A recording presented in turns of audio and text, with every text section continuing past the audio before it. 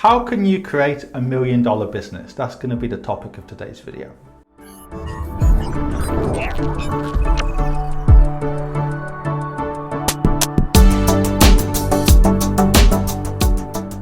Now, one of my recent Quora answers dealt with a very simple question. How can you create $1 million business? Now, the first part to mention, or the first thing to mention, is that, let's face it, most people want to create a very successful business.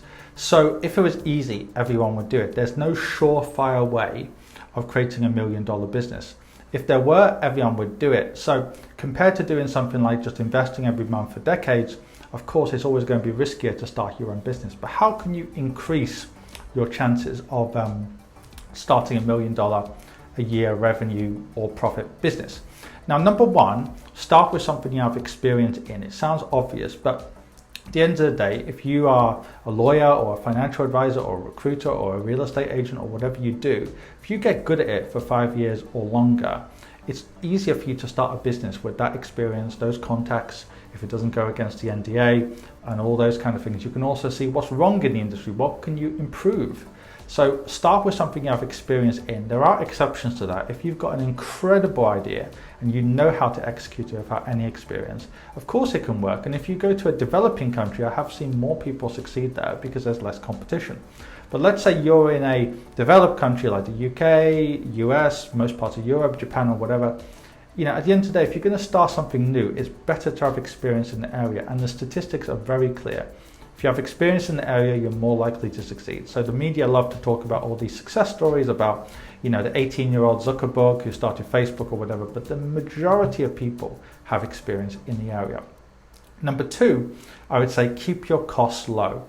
Now, a lot of people, they start off and think, oh, I need a fancy office, or I need to, I don't know, hire a salesperson, I need to hire an accountant, I need to do this, I need to do that. But it's far better just to start simple. Create an online business, keep your costs low, do all the basic tasks yourself. So for example, let's say if you were, I don't know, a real estate agent for 10 years and you've got that experience, it's far better just to start with a cheap business, get banking, call the people you know if it doesn't go against the NDA, get some sales from your own experience, then build it up from there. You need to actually create a profit.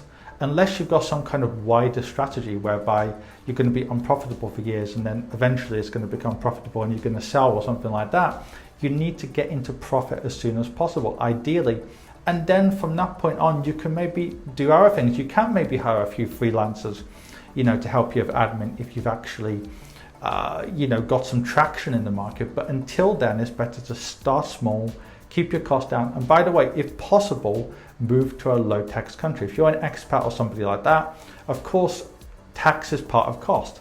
So if you're able to actually incorporate and move yourself to a lower tax country, that will also help you, because to start with, if your costs are close to zero, you've only got, for example, email costs and a few other costs, like literally a couple of $100s a month, your break-even point is going to be very low.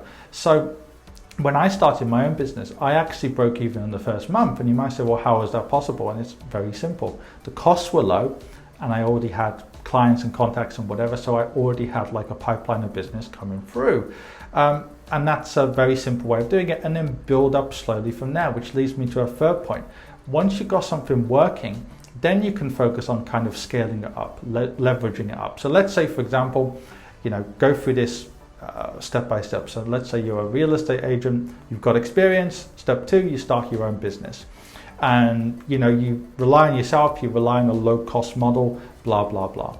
Now, step three, after you've made it profitable, then you might want to think, okay, so I might do some ads now, I might hire some people or something like that. But then you've got to scale up. And once you've got a system, you can then go from strength to strength. So I've posted the link to my Quora question at the bottom of this YouTube channel. It's much more detailed than this YouTube video will be, but it really shows step by step what you can do to at least increase your chances of creating $1 million a year business. And one thing I would say, and this is really, really important, is always distinguish between revenue and profits. There's no point in having a $1.2 million a year revenue business if you're spending 1.3 million. It's much better in that case to have a $500,000 a year revenue business and only spend $50,000 in that case. So profits are more important than revenue unless you're trying to sell out at a later point. A lot of people are obsessed with vanity measures like, oh, I have so many workers, I have so much revenue, I have so many clicks, I have so many likes. But at the end of the day, if you're a business owner, you've got to break a profit. It sounds obvious, but a lot of people are looking at the wrong metrics. So have a look at the answer below. It's much more detailed than this YouTube channel will be, and I hope that's useful for you. How can I help you? In two ways. First of all, are you an expat, a high net wealth individual, or just somebody who lives in a part of the world where it's difficult to get access to quality investment solutions?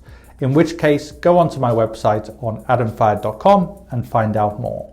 If you don't fit into any of those categories, then in which case there's a range of free material on my website, on this YouTube channel, and indeed on my Quora, where I get over 200 or have received over 231 million views in the last few years.